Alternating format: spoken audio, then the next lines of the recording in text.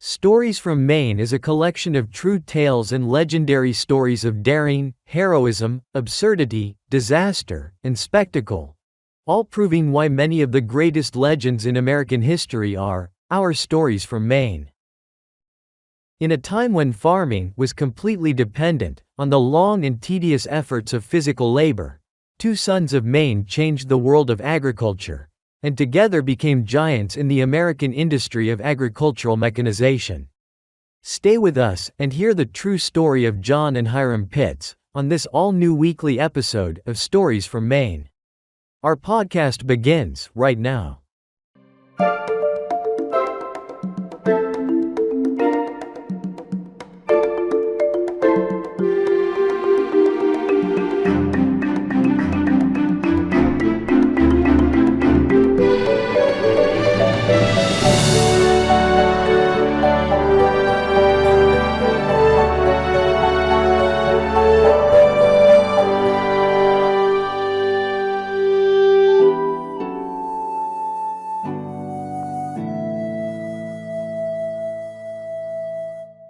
This is our Stories from Maine weekly podcast for the first week of June, 2025. Stories from Maine is authored by historian Lori Suzanne Dell. Her books, Stories from Maine and Stories from Maine 2, as well as all of her books, are available through book retailers and can be found on Amazon. You can follow Stories from Maine on Facebook, YouTube, Instagram, and Spotify at Stories from Maine. And you can email us at storiesfrommaine@gmail.com. Now, let's head on over to Oscar, who has our feature story on Maine's own John and Hiram Pitts. On December 8th of 1799, Abiel and Abia Pitts gave birth to twin sons in the Kennebec town of Clinton. One son was named Hiram Abiel Pitts, and the other was named John Avery Pitts. The twins would grow up with their 9 siblings and be educated in the home. In 1806, Abiel and Abia moved their large family to Winthrop. Abiel was a self-employed blacksmith who opened a shop near the cemetery on Main Street, and he taught his sons the family blacksmithing trade. By 1811, the family purchased land on Bowden Street and there, it is said, built the Pitts family home. The Pitts men were seriously outnumbered at their home in Winthrop as Abia reigned over her 8 daughters, while Abiel had but 3 sons.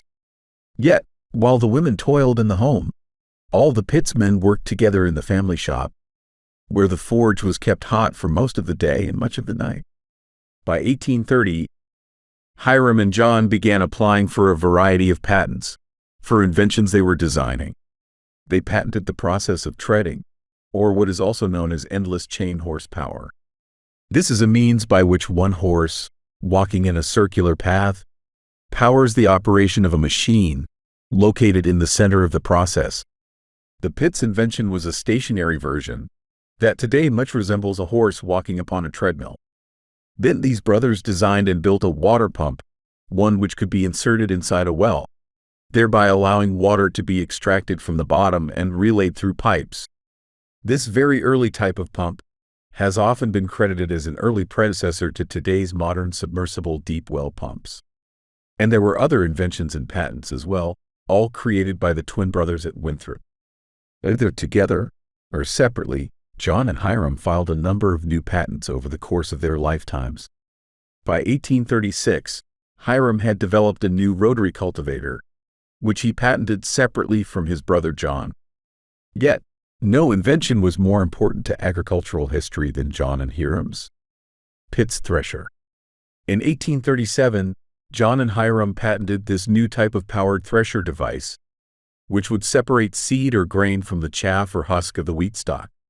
This mechanized thresher modernized what had been a long and hard amount of tedious labor, which had traditionally been done by hand, into a faster and less labor-intensive process. In fact, the machine was capable of producing between 300 to 500 bushels of grain per day.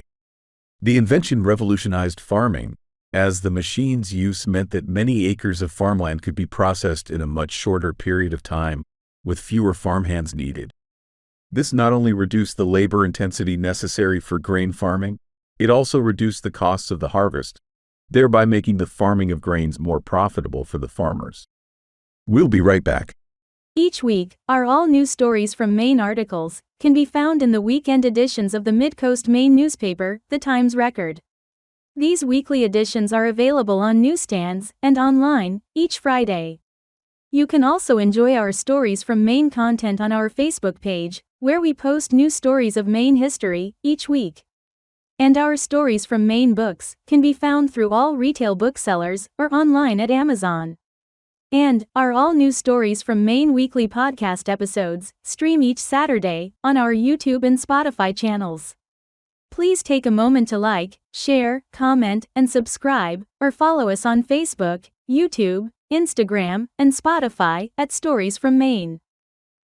Now, let's return to Oscar for the rest of our story on Maine's own John and Hiram Pitts.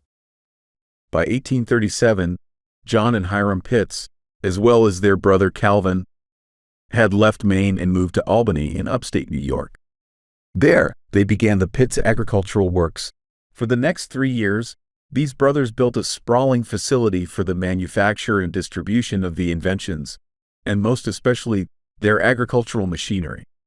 By 1840, Hiram left Albany and moved to Chicago, where he opened a Midwest branch of the Pitts Agricultural Works.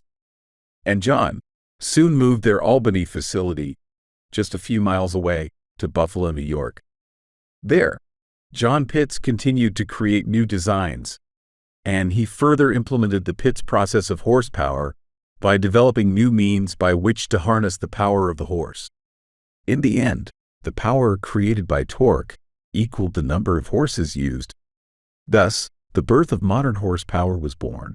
By 1855, John Pitts had also designed a new device for measuring bushels of grain, which had been threshed and bagged, and he attended the exposition in Paris, France to show off this new invention. John's invention of the Pitts bushel measuring device won the exposition's gold medal award. The Pitts brothers had a major effect on agriculture and a lasting effect on the world. Their inventions were widely known and widely copied by many other manufacturers of farm implements.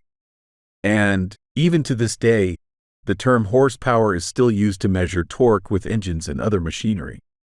Sadly, on July 1st of 1859, John Pitts died at the age of 60 at his home in Buffalo, New York. A little more than a year later, on September 10th of 1860, twin brother Hiram Pitts also passed away at his home in Chicago, Illinois. Eventually, the children of these brothers would take the Pitts Agricultural Works to greater heights, as it soon became the Buffalo Pitts Agricultural Works. Buffalo Pitts would go on to make some of the greatest farm implements ever manufactured. These Pitts heirs also created tractors and other machines, which would eventually be powered by steam.